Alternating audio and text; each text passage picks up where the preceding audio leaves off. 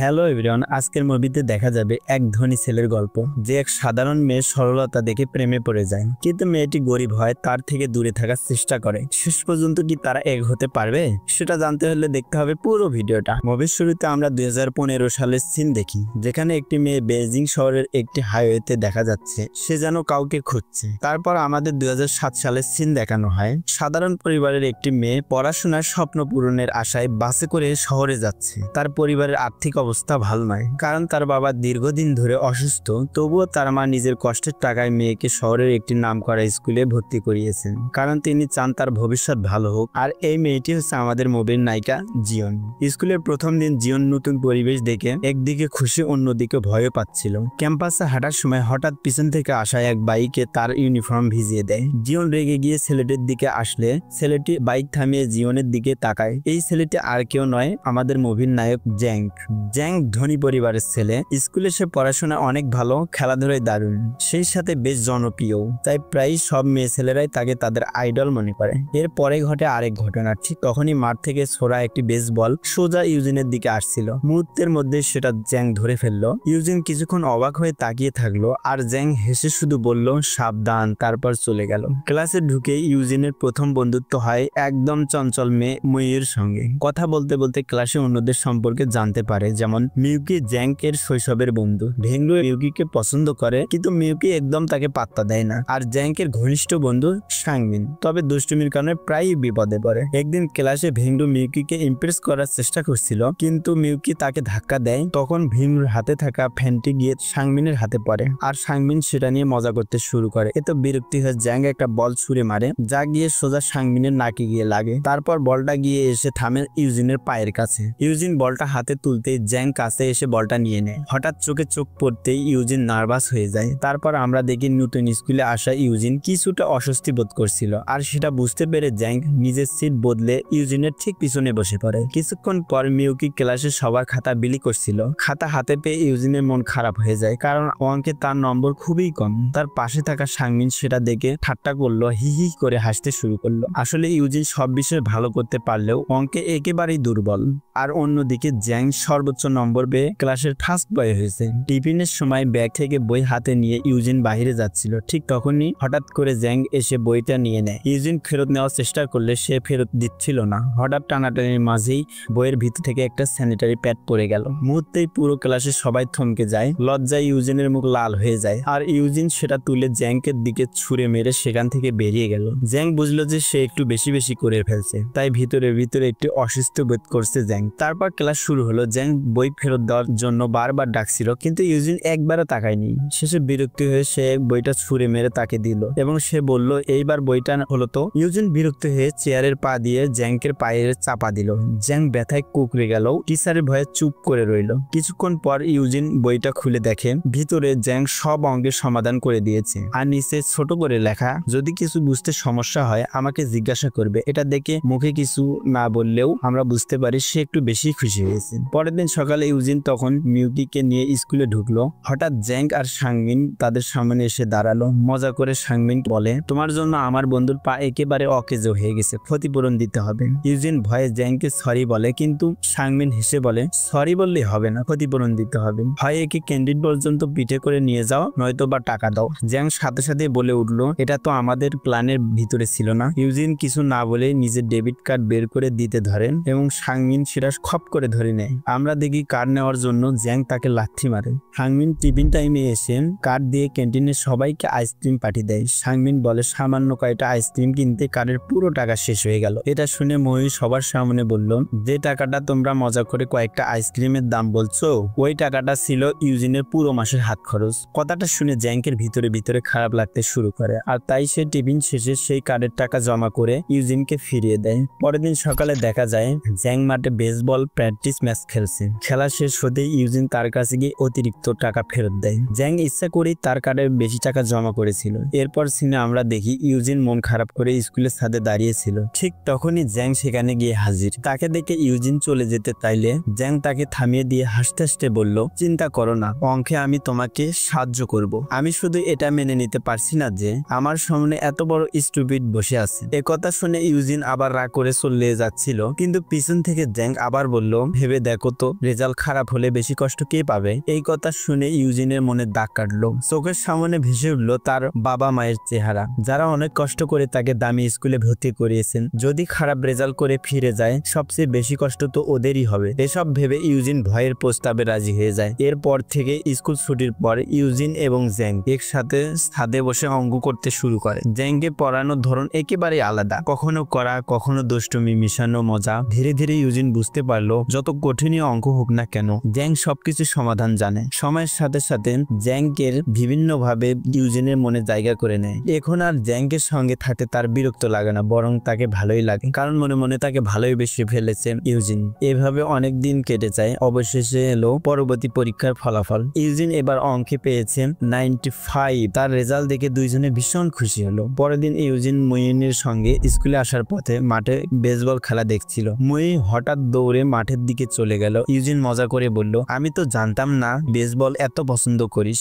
মুই হেসে উত্তর দিল, আমি বেসবল না, সাংমিনকে দেখছি। আসলে মুই অনেকদিন ধরে সাংমিনকে পছন্দ করে। গল্প এগিয়ে চলছে আরেকটু গভীরে। মুই সাংমিনের দিকে তাকিয়েছিল, আর সেই ফাঁকে ইউজিনের চোখ যায় জ্যাংকের দিকে। ঠিক তখনই জ্যাং তাকে দেখতে পায়, কিন্তু এর মাঝেই এক মেয়ে এসে তাড়াহুড়ো করে ইউজিনকে লাইব্রেরিতে যেতে বলে। খেলা শেষে জ্যাং মিউর কাছে জানতে চায় ইউজিন কোথায়। মিউ জানায় বাড়িতে কিছু সমস্যা হয়েছে, তাই ইউজিন চলে গেছে। হঠাৎ ইউজিনের এমন ভাবে চলে যাওয়াতে খানিকটা দুশ্চিন্তায় পড়ে যায়। অনেকদিন কেটে যায়, কিন্তু ইউজিন স্কুলে ফেরে না। এইদিকে সামনে তাদের ফাইনাল পরীক্ষা, এতে জ্যাং অনেক টেনশনে পড়ে যায়। একদিন জ্যাং ক্লাসরুমে ঘুমাচ্ছিল, হঠাৎ মুই এসে খবর দেয় ইউজিন আবার হোস্টেলে ফিরেছে। এই খবর শুনে জ্যাং দৌড়ে গিয়ে হোস্টেলের দরজায় নক করতে থাকে। অবশেষে ইউজিন দরজা খুললে জ্যাং তাকে একসঙ্গে অনেক প্রশ্ন করে ফেলে, কিন্তু ইউজিন কোনো গুরুত্বই দেয় না। তখন জ্যাং থেমে গিয়ে বলে, তুমি কি আমাকে ইগনোর করছো? আমি কি কোনো ভুল করেছি? যদি তুমি বিরক্ত হও, কথা দিচ্ছি ফাইনাল পরীক্ষার আগে তোমাকে আর বিরক্ত করব না, কিন্তু বলো আসলে কি হয়েছে। আর এসব কথা শুনে ইউজিন আর নিজেকে সামলাতেই পারলো না। তার চোখে পানি টলমল করতে থাকে আর ভেঙে পড়ে বলে, আমার বাবা আর নেই। কান্নায় ভেঙে পড়ে আর মাঠের দিকে দৌড়াতে থাকে। তার পিছনে ছুটতে গিয়ে হঠাৎ জ্যাং থেমে যায়। তার মনে পড়ে যায় সে তো কথা দিয়েছে পরীক্ষার আগে তার সাথে আর বিরক্ত করবে না। তাই তার কষ্টেও সে মন শক্ত করে তার থেকে দূরে থাকার সিদ্ধান্ত নেয়, যাতে ইউজিন আর ভালোভাবে পড়াশোনা করতে পারে। এভাবে কয়েকটা মাস কেটে যায়। এসে পড়ে ফাইনাল পরীক্ষা। পুরো সময়টা জ্যাং ইউজিনকে আর বিরক্ত করে না। পরীক্ষার পর সবাই মিলে একটা বড় পার্টির আয়োজন করে। দূর থেকে ইউজিনকে দেখে জ্যাংকের মুখে হাসি ফুটে ওঠে। সে মনে মনে ভাবে হয়তো সব আবার আগের মতো হয়ে যাবে। পার্টিতে মিউ সাহস করে সাংমিনকে ডান্স করার অফার দেয়। সাংমিন একটু অবাক হলেও রাজি হয়। প্রথমে মিউকি ইউজিনের কাছে এসে বলে, জ্যাংকের দিকে তাকাও, যেদিন থেকে তুমি তার সঙ্গে কথা বলা বন্ধ করেছো সেদিন থেকে সে অনেক মন মারা হয়ে গেছে।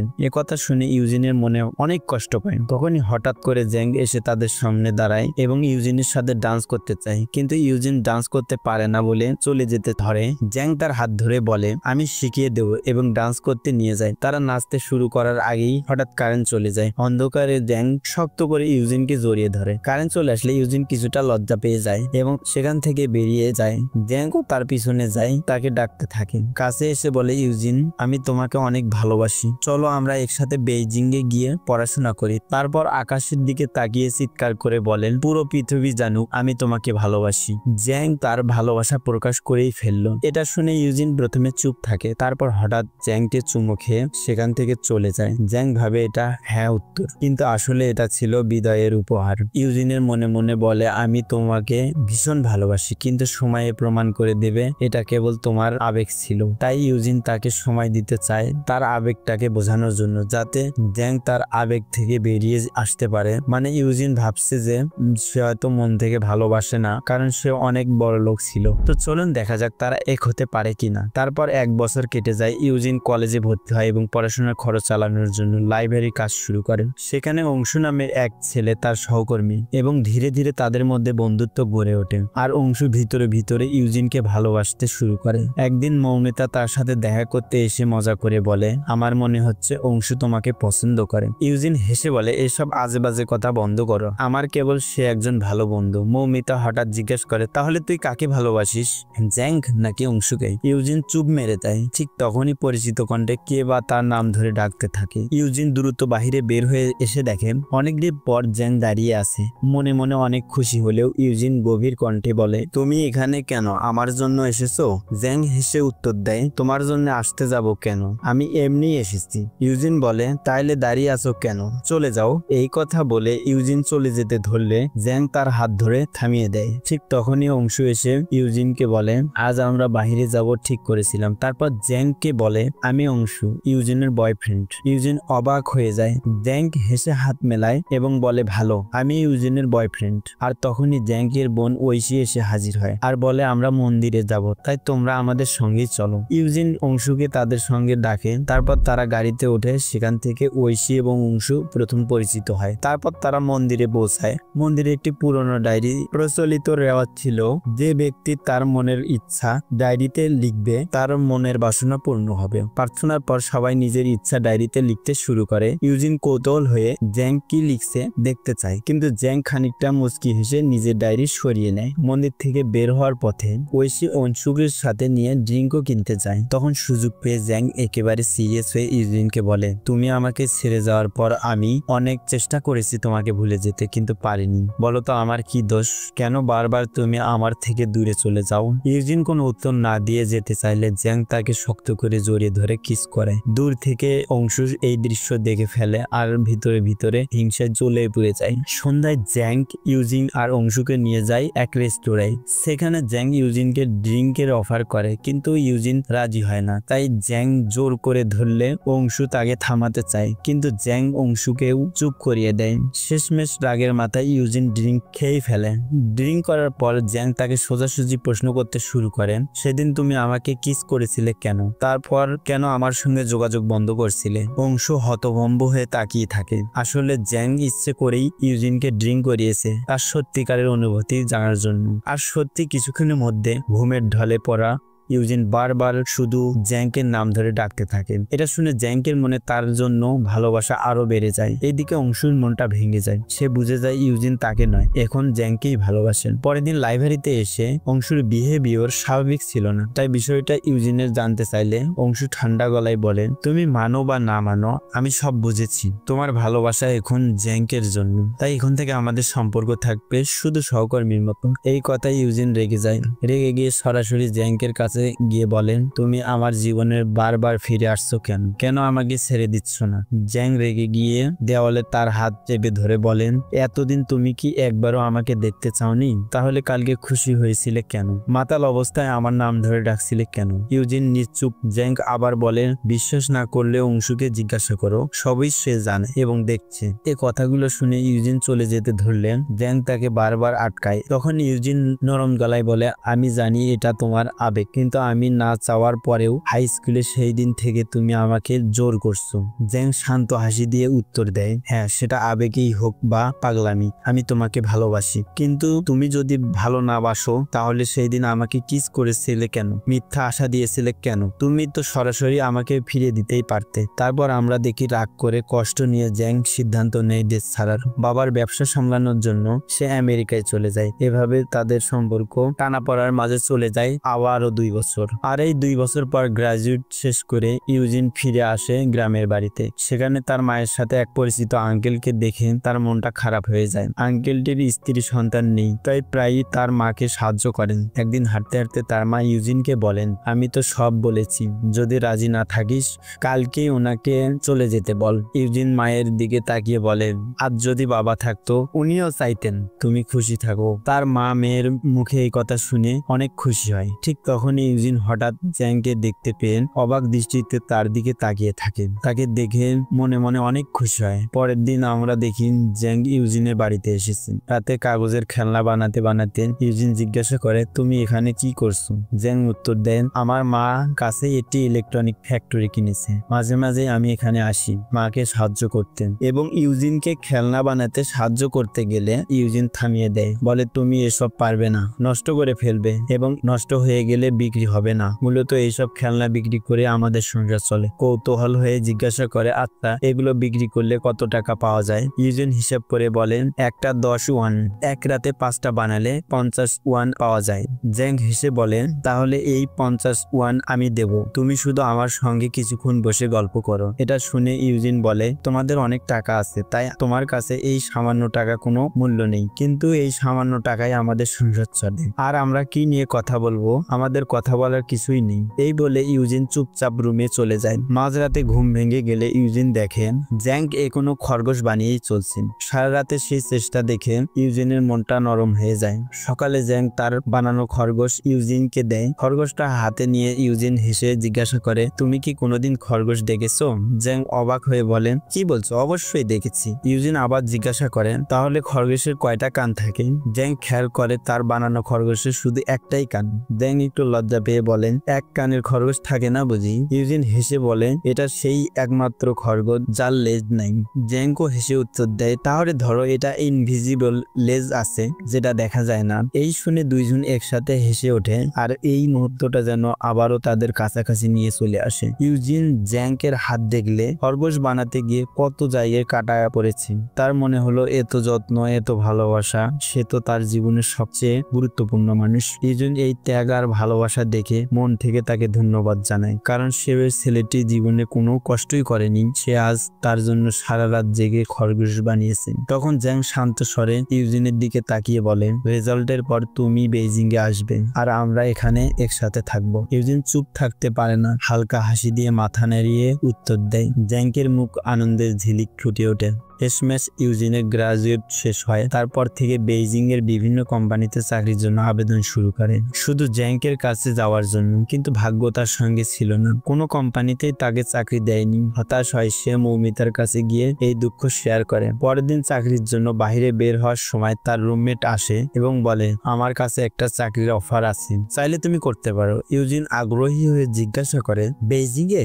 মেয়েটি বলে, না, সাংহাইতে। ইউজিনের মনটা ভারী খারাপ হয়ে যায়, কিন্তু পরিবারের আর্থিক পরিস্থিতি খারাপ থাকায় সে সিদ্ধান্ত নেয় সুযোগটি হাতছাড়া করবে না। ফেরার পথে হঠাৎ জ্যাঙ্কের ফোন আসে। সে জানতে চায় ইউজিন কবে বেইজিং এ আসছে। ইউজিন সত্যটা জানায়, বেইজিং এ তার চাকরি হয়নি, কিন্তু সাংহাইতে অফার পেয়েছে। শুনে জ্যাঙ্ক রেগে যায় এবং কোনো কথা না বলেই ফোন কেটে দেয়। ইউজিন বুঝতে পারে জ্যাঙ্কের মন ভেঙে গেছে, তাই সে রাতে ট্রেনের টিকিট কেটে বেইজিং এর উদ্দেশ্যে রওনা হয়। রাস্তার মাঝখানে জ্যাঙ্ক আবার ফোন করে, ক্ষমা চেয়ে বলে যে ফোন কেটে দেওয়ার জন্য আমি দুঃখিত। ইউজিন হেসে বলে, আমি একটু রাগ করিনি, বরং এখনই তোমার সঙ্গে দেখা করার জন্য বেইজিং এ আসছি। এই কথা শুনে জ্যাঙ্ক অবাক হয়, কারণ সে ইতিমধ্যে ট্রেনে উঠেছে ইউজিনের সঙ্গে দেখা করার জন্য। সে বলে, তুমি কোথায়? কারণ আমিও তো ট্রেনে। বন্ধুরা, এই না হলো ভালোবাসার টান। তারপর তারা ঠিক করে পরের স্টেশনে নামবে। পরবর্তী স্টেশনে নেমে দুজনে দূর থেকে একে অপরকে দেখে খুশিতে দৌড়ে আসে। ঠিক সেই মুহূর্তেই একটা ট্রেন চলে আসে, আর ট্রেন চলে যেতেই ইউজিন দেখে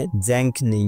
অস্থির হয়ে তার পাশে খুঁজতে থাকে। বন্ধুরা, মনে আছে এই সিনটি তোমাদের প্রথম সিনে দেখানো হয়েছে। তারপর হঠাৎ পিছন থেকে জ্যাঙ্কের ডাক। ইউজিন পিছনে তাকিয়ে দেখে জ্যাঙ্ক তাকে দেখে দৌড়ে গিয়ে শক্ত করে জড়িয়ে ধরে, কাঁদতে কাঁদতে বলে, আমি তোমাকে কোথাও যেতে দেব না। রাতে তারা হোটেলে ওঠে। মাঝরাতে জ্যাঙ্ক বলে, আমার ভয় করছে, এবং ইউজিনের সাথে একই বেডে ঘুমাতে চাইলে প্রথমে ইউজিন রাজি হয় না, কিন্তু পরে ঠিকই জ্যাঙ্কের কাছে টেনে নেয়। ইউজিন নিজে থেকেই তাকে কিস করে, তারপর ঠিক করে যাই হোক একই শহরে থাকবে।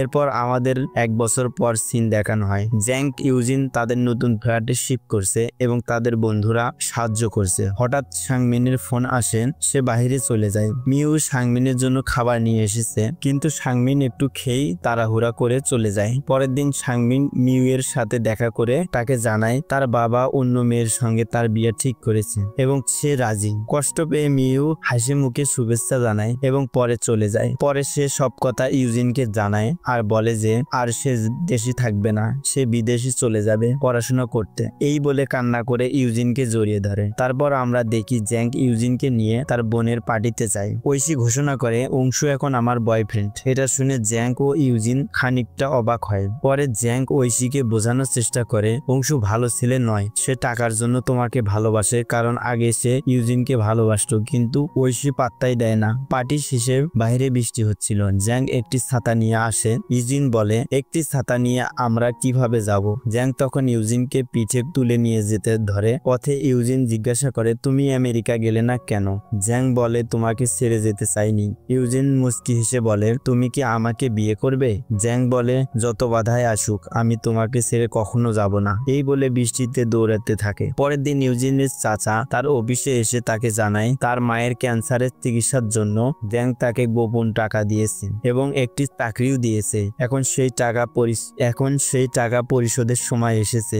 জ্যাং তোমাকে এসব বলতে বারণ করেছিল, কিন্তু সে আগেই অনেক টাকা ধার দিয়েছে, তাই তাকে আর বলা সম্ভব নয়। এখন কোনো উপায় না পেয়ে তোমাকে বলতে হলো। সেটা শুনে ইউজিন অনেকের কাছ থেকে টাকা ধার চাইলে কিন্তু কেউ তাকে ধার দিতে রাজি হলো না। ইউজিন বাধ্য হয়ে অংশুর কাছ থেকে টাকা ধার নেয়। ইউজিন বাড়িতে গেলে জ্যাং তার মন খারাপ দেখে জিজ্ঞাসা করে, শুনলাম কোম্পানির ঋণ পরিশোধের সময় এসেছে, এই টাকা চাচাকে দিয়ে কোম্পানির ঋণ পরিশোধ করো। ইউজিন জানায় যে ইতিমধ্যেই টাকা জোগাড় করেছে।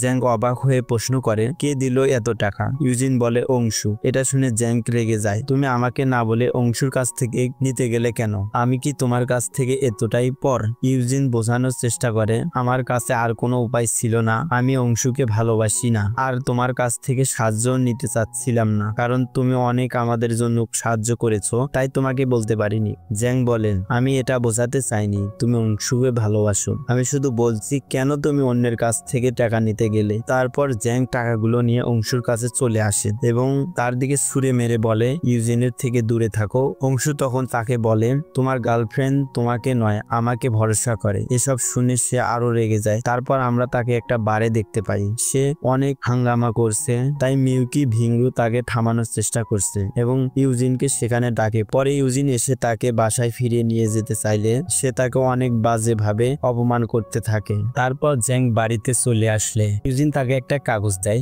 সেখানে লেখা ছিল ইউজিন তার সব ঋণ পরিশোধ করে দেবে। এটা শুনে জ্যাং আরো বেশি রেগে যায় এবং বলে, তুমি কখনোই আমাকে আপন বলে মনে করনি, আমি ধনী বলে বারবার তোমার থেকে আমাকে আলাদা মনে করছো। আমার এখন মনে হয় আমি না থাকলে তুমি অনেক খুশি থাকবে, তাই তোমার থেকে আলাদা হয়ে যাওয়াই উচিত। তারপর ইউজিনের উপর রাগ করে জ্যাং আমেরিকায় চলে যায় এবং এইদিকে ইউজিন তার বেতনের টাকায় জ্যাংকের কোম্পানির ঋণ পরিশোধ করে দেয়। তার পরবর্তী সিনে দেখি তাদের আলাদা হওয়া প্রায় 2 বছর কেটে যায়। ইউজিন জ্যাংকের কথা খুব মনে পড়তে থাকে, তাই সে তার গ্রামের মন্দিরে যায়। সেখানে সে জ্যাংকের লেখা ডায়েরি খুঁজতে থাকে। অনেক খোঁজাখুঁজির পর জ্যাংকের ডায়েরিটা খুঁজে পায়। সে দেখে যে জ্যাংকের ডায়েরিতে শুধু তারই নাম লেখা, অর্থাৎ সে তাকে অনেক আগ থেকেই ভালোবাসতো। ইউজিন বুঝতে পারে যে সে জ্যাংকে ভুল বুঝেছিল। তারপর ইউজিন জ্যাংকে খুঁজতে আমেরিকায় চলে আসে এবং হঠাৎ একদিন জ্যাংকে খুঁজে পেলে সে দেখে তার সাথে একজন প্রেগনেন্ট মহিলা। এটা দেখে ইউজিন অনেক কষ্ট পায় এবং ভাবে জ্যাং হয়তো বিয়ে করেছে, তাই সে সেখান থেকে চলে যেতে ধরলে জ্যাং তার গাড়ির লুকিং গ্লাসে দেখে, গাড়ি থেকে নেমে তাকে খুঁজতে থাকে, কিন্তু সে আর তাকে খুঁজে পায় না। তারপর জ্যাং অনেকভাবে তাকে খোঁজাখুঁজি করতে থাকে এবং একদিন হঠাৎ ইউজিনকে খুঁজে পায় এবং তার ভুল ভাঙিয়ে দেওয়ার জন্য সে সেই প্রেগনেন্ট মহিলার ভিডিও দেখিয়ে বলে, তুমি কি ভেবেছিলে আমি বিয়ে করে ফেলেছি? পাগল, আমি তোমাকে ছাড়া আর কাউকে আমার জীবন সঙ্গী হিসেবে ভাবতেই পারি না। এই বলে তারা একে অপরকে জড়িয়ে ধরে। শেষ পর্যন্ত তারা একে অপরকে নিজের করে পায়, আর এখানে আমাদের মুভিটির হ্যাপি এন্ডিং হয়। তো মুভিটি কেমন লাগলো? আপনাদের ভালো লাগলে অবশ্যই লাইক করবেন এবং কমেন্ট করে জানাবেন কোন জায়গাটি আপনার বেশি ভালো লেগেছে। আমরা আপনাদের জন্য এই ধরনের সুন্দর রোমান্টিক সিনেমাগুলোর এক্সপ্লেনেশন নিয়ে আসি, তাই অবশ্যই আমাদের চ্যানেলটি সাবস্ক্রাইব করে রাখবেন পরবর্তী ভিডিওগুলো দেখার জন্য।